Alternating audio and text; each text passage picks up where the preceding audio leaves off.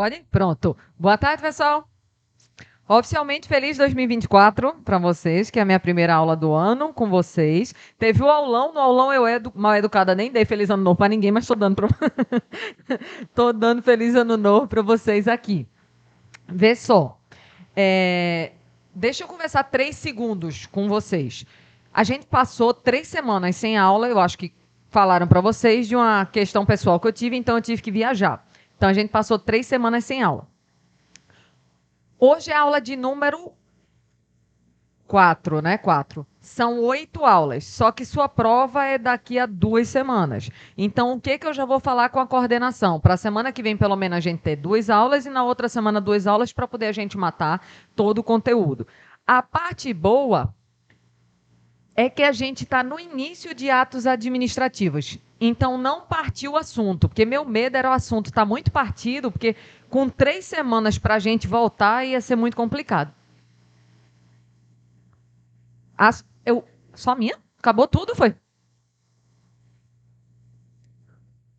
Ah, é?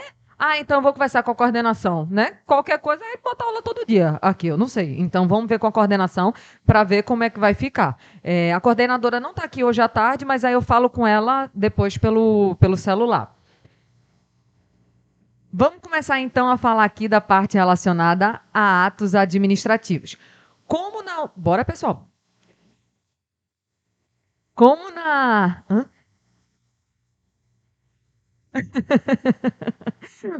Mas, ó, vai ter uma coisa boa. Como na aula passada eu só falei 5 minutos de atos, eu vou começar basicamente do início de atos, porque eu não falei nada de atos administrativos. Eu coloquei algumas palavras-chave. Eu parei nesse slide daqui, ó. Eu parei em relação aos requisitos do ato administrativo. Só para a gente ir lembrando, isso aqui que eu vou escrever, a gente escreveu na aula passada, mas vamos devagarzinho. Requisitos, esse quadro é uma sacanagem comigo. Requisito é aquilo que o ato tem que ter para ser considerado válido. Então, requisitos são requisitos de validade. E o que o ato tem que ter para ser considerado válido? Competência, finalidade, forma, motivo e objeto. Que a gente, né, até falou o nome Confi Formob, que não faz sentido nenhum, mas acaba que se decora a si mesmo. E o que a gente viu até agora? Só palavras-chave relacionadas a cada um deles. Por exemplo, competência está relacionado a quem? Quem está autorizado a praticar aquele ato. Lembra do seguinte: competência tem a ver com a qualidade da prestação do serviço? Não. Competência tem relação com pode ou não pode fazer aquilo. Já a finalidade está relacionada ao que o administrador busca. E ele deve buscar alcançar a satisfação do interesse público, que nada mais é do que o interesse coletivo. Já a forma é o meio de exteriorização daquele ato. Não se incomoda que eu não estou explicando ainda. Eu estou só jogando palavras-chave aqui, que são as palavras-chave que a gente colocou na aula passada. Então, a forma é a exteriorização do ato, ou seja, como o ato se apresenta ao mundo. Que eu até falei o seguinte: o simples pensamento ele não pode ser levado em consideração. Porque se o simples pensamento fosse levado em consideração, talvez a gente tivesse preso nesse momento, concorda? Então, enquanto você não exteriorizar, aquele ato ele não vai existir. Pensaram, não foi nos crimes que tu cometeu mentalmente e pronto. Quem nunca, né? Já motivo e objeto, a gente deve estudar junto, porque o objeto está relacionado ao ato que está sendo praticado. Toda vez que tu achar o ato que está sendo praticado, tu vai perguntar o seguinte: por que esse ato foi praticado? A resposta a essa pergunta é o motivo.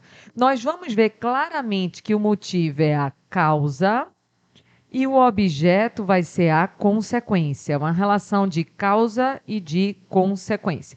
Como é que a gente acha o ato praticado pelo administrador? O ato vai ser sempre o verbo na questão da sua prova. O ato está relacionado à ação que o administrador está fazendo ou pode ser uma omissão. Via de regra, eles vão dar o exemplo com uma ação. Eu não sei se na aula passada eu fiz um desenho aqui no quadro, mas de todo jeito eu vou fazer o desenho de novo, ainda que eu não tiver. Alguém lembra se eu fiz um desenho? Alguém tem no caderno anotado um desenho? Então eu parei exatamente aqui. Então, graças a Deus, eu não falei quase que nada de atos administrativos. Então, atos aqui a gente colocou cada uma das palavras-chave, aí pode ser que você olhe para esse daqui e diga, beleza, eu anotei as palavras-chave, mas nada ainda está fazendo sentido na minha cabeça, que era o que eu visualizava na época da faculdade, só eu fiz um desenho, e pronto, eu fiz o desenho, pronto. Então eu vou fazer... Hã? Oficial o quê? Do fiscal da Vigilância Sanitária, pronto. Então eu vou fazer de novo o desenho só rapidinho, só para a gente visualizar. O desenho que eu fiz na aula passada foi esse daqui, ó. Eu tenho um fiscal da, da Vigilância Sanitária. Aí ele estava aqui num restaurante, ele foi fiscalizar determinado restaurante. Chegou lá o restaurante, estava vendendo alimentos impróprios ao consumo. Resumindo, o restaurante estava vendendo comida estragada, a carne estava verde, com os tapuru dentro. Aí, quando a gente tem nojo, a gente decora melhor. E quando você tem raiva, nojo, você decora mais fácil. Aí aqui no restaurante, quando o fiscal olhou a situação, deixa eu aumentar os olhos dele, quando ele olhou a situação, ele mandou interditar aquele restaurante, porque se as pessoas comessem a comida daquele restaurante, isso causaria um risco à saúde pública. E esse fiscal da Vigilância Sanitária, ele foi lá e fez um documento de interdição. Aqui está o documento, várias folhas, e nesse documento aqui de interdição, ele vai explicar o que aconteceu. Ele vai dizer, o restaurante tal, no dia tal, horário tal, após regular fiscalização, percebeu-se que ele estava vendendo alimentos impróprios ao consumo, ferindo assim o artigo tal da lei sanitária. Vai lá e assina. Ele explicou o que aconteceu. Vamos só encaixar agora todos os requisitos para poder depois a gente começar a aprofundar cada um deles. Eu disse na aula passada que a primeira coisa que eu aconselho você procurar é o ato. O ato é sempre o que a administração fez na questão da sua prova, é a ação ou omissão. O que a administração fez aqui? E o ato é fácil de achar, porque se é o que ele fez, é um verbo, vai estar relacionado à ação administrativa. Então, o ato foi o ato de interditar. Toda vez que tu achar o ato, tu pergunta por que esse ato foi praticado, ou seja, por que o restaurante ele foi interditado? Ah, ele foi interditado porque ele estava vendendo comida estragada. Concorda que vender comida estragada é a causa e a interdição é a consequência. Vender comida estragada é o motivo e a interdição vai ser o objeto. É a relação de causa e consequência. Aí eu te pergunto, o fiscal da Vigilância Sanitária poderia ter mandado interditar esse restaurante? Sim, que está dentro das atribuições dele, ele tem o requisito da o quê? Competência.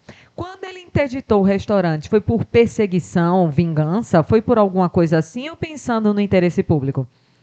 Então, ele agiu de acordo com a sua finalidade.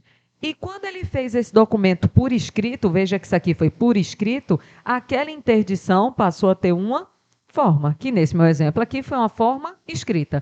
Com isso, a gente encaixou os 5 requisitos: competência, finalidade, forma, motivo e objeto. E nesse exemplo daqui, o ato praticado, ele foi inválido ou válido?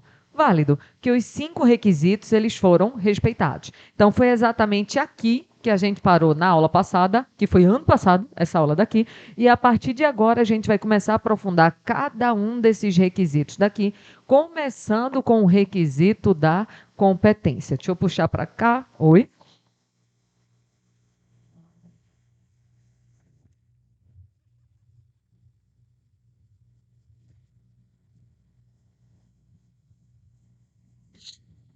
Primeira vez, em quantos anos de aula, nem sei que eu vejo isso.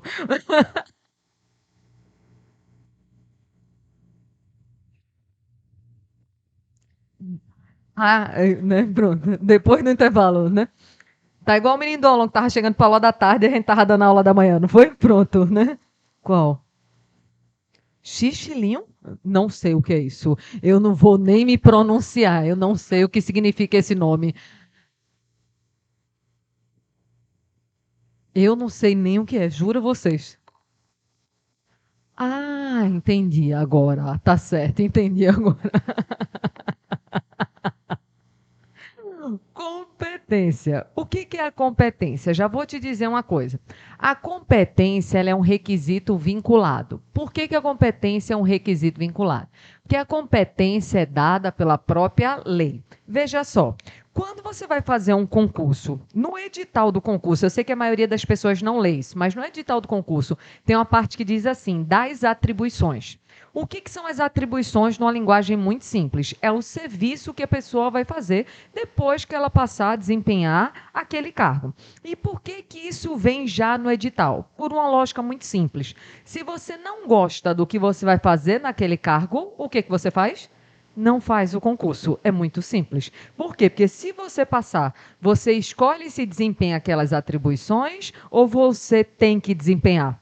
Tem que desempenhar. Aí, por exemplo, eu vou dar um exemplo comigo. Eu acho vocês super corajosos da área de segurança pública. Mas eu, Ana Cláudia, não faria nunca. Por quê? Porque eu sou frouxa. Não é isso? Eu não tenho a mínima condição de ser policial. Eu sou frouxa. Para sair daqui à noite, da aula da noite e até o estacionamento para pegar o carro, eu vou me tremendo para poder atravessar uma rua. Então, não dá para mim, para eu ser policial. Então, quando eu olho um edital desse, que você tem que ir lá, né? Isso, fazer a batida policial, andar de madrugada, eu digo, não, deixa eu ver no Netflix em casa que tá mais seguro aqui dentro, né? Eu admiro vocês. Aí vocês que têm esse perfil, vocês vão lá e vão fazer o concurso. Eu, Ana Cláudia, quando vejo um edital desse, o que eu faço? Não faço o concurso. Porque se eu passasse, eu escolheria, quando dissesse para mim assim, policial Ana Cláudia, tá tendo tráfico de drogas no coque, você vai lá, eu ia dizer, quem eu? Vou nada? Não é isso. Eu vou não é isso.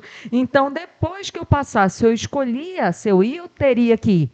Teria que ir. Porque sua competência é um requisito vinculado. E dessa lógica do requisito vinculado, a competência passa a ter algumas características que decorrem dessa lógica. A competência ela é irrenunciável, ela é imodificável, ela é imprescritível. Mas isso daqui, na verdade, não vai precisar tu decorar, porque isso daqui decorre do raciocínio lógico que a gente fez no início. Pensa bem comigo. A lei é feita para ser cumprida. Então, não é que eu escolho se uso da minha competência, eu tenho que usar. Ela é um requisito vinculado. Então, depois que eu virei policial militar, eu posso deixar de fazer determinada atribuição porque eu não gosto? Não, porque minha competência ela é irrenunciável. Em vez de eu ir lá no coque atrás do traficante, eu posso mandar um drone, um drone vai no meu lugar, eu posso fazer isso? Não, né? Porque a minha, não sei se pode, mas assim, que eu acho, não. Minha competência, ela é o quê? Imodificável. E passe o tempo que for, eu perca a minha competência ou eu continuo com ela? Continua com ela. Ela é imprescritível. Então, essas características da competência, ser irrenunciável, ser imodificável, ser imprescritível, decorrem da lógica inicial de que a lei é feita para ser cumprida. Então, depois que você passou no concurso, foi nomeada, assinou o termo de posse e entrou em exercício, você tem que desempenhar suas atribuições, que a sua competência ela tem essas características daqui. Só que de competência não é muito essa parte das características que cai em prova. Se eu fosse apostar em alguma coisa de competência para cair em prova, seria em relação aos defeitos de competência. Pode aparecer o nome defeitos, o nome vícios ou o nome erros. Dá no mesmo, tá? É porque o povo de direito gosta de 500 nomes para a mesma coisa. Defeito, vício ou erro. Pensa comigo. A competência é um dos requisitos para o ato ser considerado válido. Se a competência tem um defeito, tem um vício, tem um erro, aquele ato vai ser válido ou inválido? Já eu respondo que eu estou de sacanagem com vocês. Vamos lá primeiro saber quais são os defeitos de competência. São 3, tá? Existe o excesso de poder, existe os atos praticados pelo funcionário de fato, e existem atos praticados pelo usurpador de função. Vamos devagarzinho. Um desses 3 a gente já estudou. Qual foi o que a gente estudou aqui no curso já? Excesso de poder. A gente estudou isso daqui lá na aula de poderes. E eu disse a vocês que o excesso de poder é quando o administrador ele pratica um ato sem nem possuir competência para tanto. Ele faz algo que ele nem poderia fazer. Vou te lembrar do exemplo que a gente viu. Eu, Ana Cláudia, sou delegada. E eu, delegada, autorizei a interceptação de comunicações telefônicas. Poderia ter feito isso? Não, porque só quem pode fazer isso é o juiz. Eu me excedi. Eu pratiquei um ato sem ter competência, eu agi em excesso de poder. Nesse caso, aqui não tem pegadinha, não. O ato praticado vai ser válido ou inválido? Inválido, tanto que essa prova vai ser considerada ilícita e desconsiderada daquele processo. Então, aqui a gente já tinha estudado lá na aula de poderes administrativos. Agora, vamos saber o que é o funcionário de fato. O funcionário de fato é aquele que tem toda uma aparência de legalidade. Então, ele tem toda uma aparência de legalidade. Então, imagina a seguinte situação. É comum cair essa frase daqui, ó. O funcionário, de fato, ele tem um problema com a sua investidura. Investidura é ser investido, é virar servidor. Então, tem um problema com a forma que ele virou servidor. Imagina que eu quero passar no concurso de oficial da Polícia Militar, que eu já descobri que eu nem poderia ser, nem que eu quisesse, porque tem idade máxima, né? Tem tamanho? Tá de sacanagem. Tá de sacanagem. Qual é? Qual é? Pra mulher 1,60 é. Não queria mesmo? Dane-se. Não preencho o requisito nem da idade, nem do tamanho, nem de nada. Não, isso, misericórdia. Não, quem disse, não é isso? Quem disse um negócio desse, né? Tem um nem tamanho para ganhar muito, né? Pô, 1,60, cara, é sério? Ah, 1,55, né? Mas de salto fica com 1,60, né? Não tem esticadinha que você ganha 5 centímetros, eu tenho que quebrar meus ossos todinho para poder ganhar. Tu também tem, não? É, tá bom. É. Mas, dá uma esticadinha, mas tu tem quanto? 1,58. É, aí, ó, 2 centímetros passa. 5 não vai, não. Eu tenho que esticar até o infinito e além, né? Mas vamos. Desfoquei agora, desculpa, é porque eu fiquei chocada com esse negócio da autora agora. Descobri que eu de fato não poderia ser. Mas vou dar um exemplo contra o concurso que eu posso ser. Então imagina que eu quero ser delegada, pronto, que não tem altura, né? Pronto. Então eu quero ser delegada. Mas eu não quero estudar, não, porque eu já teve aluno que veio para mim e disse assim, professora, eu quero tanto passar no concurso, mas esse negócio de estudar não é para mim, não. Eu juro que eu não sei o que a pessoa está esperando que eu diga nesse momento. Aí eu digo, olha, é questão de hábito, parará. Aí eu falo aquele negócio meio coach, né? Que o povo fala, é hábito, vai fazer umas questões. Não, não, mas eu já tentei, não gosto não. Então, filho, joga na Mega o jogo do Tigrinho, tem um jogo do Tigrinho, vai jogar no negócio aí, no Sporting Bet, para ver se dá certo, porque não vai passar. Se você não for um gênio, sem estudar, você não vai passar. Aí, digamos que eu queria ser delegada, não queria estudar, mas aí eu conheci um pessoal das quebradas, aí tinha uma organização criminosa que ia fraudar determinado concurso, eu paguei uma quantia, fiz a prova com ponta eletrônica aqui da Shopee, bem pequenininho e moderno, ninguém viu meu ponto eletrônico, recebi o gabarito da prova, pintei as bolinhas, acertei tudo que eu recebi o gabarito, fiquei classificada em primeiro lugar. Se ninguém descobre a fraude, você nomeada, sim ou não? Bom, vou assinar o termo de posse e vou entrar em exercício. Mas concorda que existiu um problema com a forma que eu entrei, um problema com a minha investidura, só que os atos administrativos, eles se presumem válidos. Quando a nomeação é feita, presume que tudo estava correto. Então eu tenho toda uma o quê? A aparência de legalidade. Quem olha para mim na delegacia diz, não, ela é a delegada, ela foi nomeada, ela tem a remuneração paga pelo Estado, ela está aqui no setor de funcionários, então está tudo certo. Aí digamos que como delegada eu atuei 1 ano e meio, fiz até vários inquéritos policiais, busca e apreensão, fiz várias coisas. Só que 1 ano e meio depois descobriram a fraude. Quando descobrirem a fraude, eu continuo como delegado ou eu tenho que sair? Tem que sair. A gente vai ver mais para frente hoje que minha nomeação ela vai ser anulada, já que eu entrei de maneira irregular. Só que aí tem uma questão.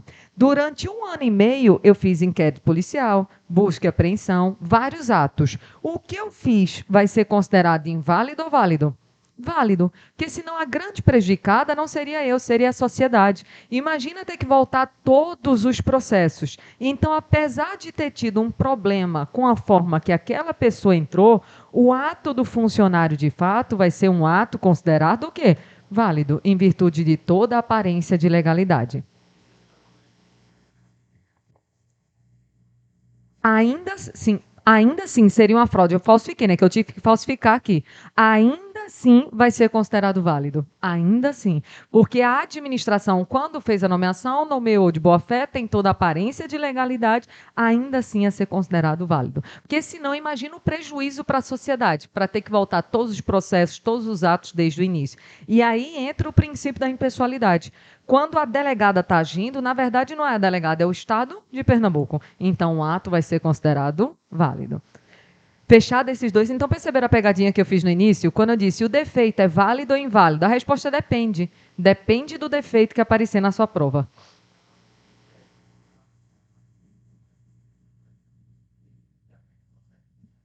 E por outro motivo, não simplesmente pelo problema da minha investidura. Vamos misturar. Teria que ter outra coisa. Eu fraudei o concurso. E uma das coisas que eu fiz foi autorizar a interceptação de comunicações telefônicas. Então, esse ato vai ser invalidado por excesso de poder. Mas o resto que estava dentro das atribuições normais de um delegado vão ser considerados válidos. Eu nunca vi a prova misturar os dois. Mas vai que a maldade chega tanto, né? Vai que. Aí tem um outro ato aqui que vai ser praticado pelo usurpador de função. Cai esse crime para vocês, usurpador de função? Eu não sei se cai, porque tem crimes de particular contra a administração e crime de servidor contra a administração. Cai isso aí para vocês? Então tá, cai tudo? Não cai nada? Foi de 0 a, né, de 8 a 80 aqui muito rápido, né? Cai tudo, não cai nada, né? Isso pronto. O que eu ia falar para vocês? É porque lá no Código Penal existem crimes de servidor contra a administração e crime de particular contra a administração. Eu quero te perguntar por cima o seguinte: tu acha que o crime de usurpador de função é crime de servidor contra a administração ou de particular contra a administração? Particular. Por quê? Porque o usurpador de função é aquela pessoa, usurpar numa linguagem simples é roubar, tomar para si. É uma pessoa que não tem nenhuma relação com a administração, mas finge ter. Ó, pior do que dar carteirada é dar carteirada imaginária. É mais ou menos o que essa criatura daí faz. Então, é uma pessoa que não tem nenhuma relação com a administração, mas finge ter. Eu vou dar um exemplo que eu vi até que passou no NETV há anos atrás, e eu sempre dou esse exemplo, que eu achei, né, até fofinho, de certo modo.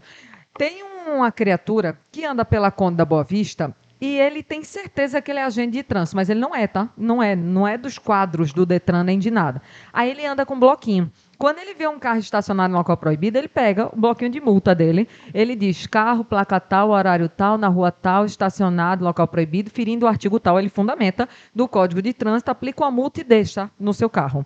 Aí imagina que esse carro era meu. Quando eu cheguei no carro, peguei essa multa. Eu sou obrigada a pagar essa multa? Porque ela é válida ou inválida? Nenhum dos dois.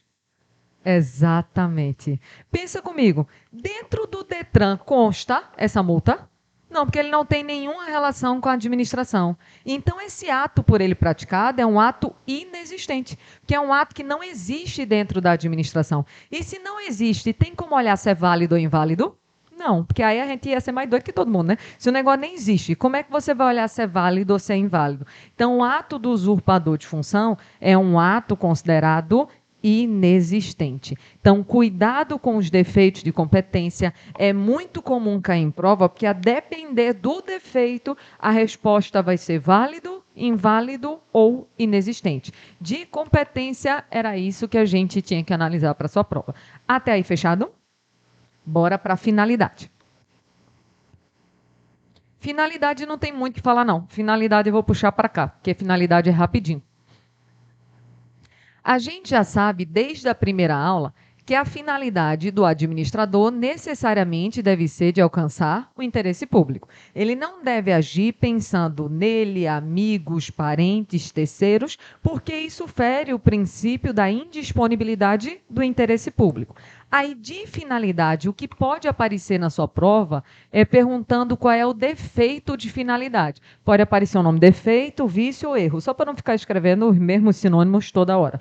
E qual é o defeito de finalidade? É um defeito que a gente já estudou. É chamado de desvio de poder. A gente viu isso na aula lá de poderes administrativos. A gente viu que o desvio de poder é quando o administrador ele tem competência para praticar aquele ato, mas ele pratica o ato sem respeitar A finalidade expressa na lei. Então, o administrador, ele tem competência, mas ele não respeita a finalidade da lei. Isso pode aparecer sendo chamado de desvio de poder ou pode aparecer sendo chamado de desvio de finalidade. Pode aparecer com os dois nomes. Tu vai lembrar agora com um exemplo que eu vou dar, que eu já falei esse exemplo aqui na sala. Eu sou chefe de vocês. Vocês são servidores estaduais. Por necessidade do serviço, eu removi vocês para o interior do estado. Isso daí é abuso de poder ou uso de poder? Uso de poder. Só que, na verdade, eu removi vocês para o interior do estado porque vocês, sei lá, não votaram no político que eu mandei vocês votarem. Eu, chefe de vocês, tenho competência para removê-los, sim ou não? Tenho. Mas eu desviei da minha o quê? Finalidade. Isso é chamado de desvio de poder, que pode ser chamado também de desvio de finalidade. Tu lembra que na aula de poderes, lá que acho que foi a aula de número 1 da gente, a gente viu que existe o uso de poder, que é o uso normal, e tem o abuso de poder.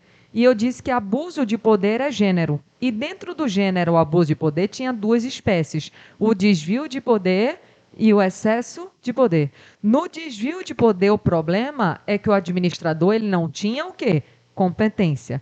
Já no desvio de poder, ele até tem competência. O problema é que ele pratica o ato para uma outra o quê? Finalidade. Cuidado com excesso de poder e desvio de poder, que sua banca ama perguntar disso daí. De desvio de finalidade era isso.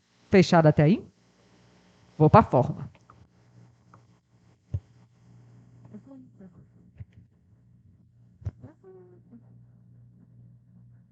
Vou apagar um desenho ali.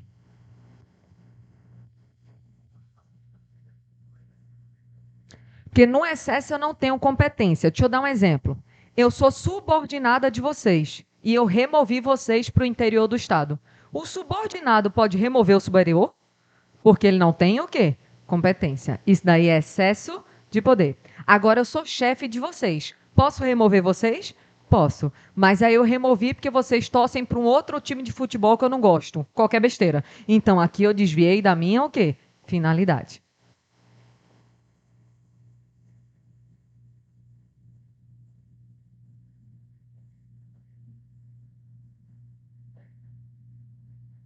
O exemplo clássico de desvio de finalidade é fazer alguma coisa por vingança, tá? Você não gosta da pessoa, a pessoa fazia bullying contigo, a pessoa deu em cima da tua mulher, a pessoa é de outro partido político, a pessoa é de outro time de futebol. Geralmente é vingança o exemplo que cai na sua prova disso daqui. Bora para a forma.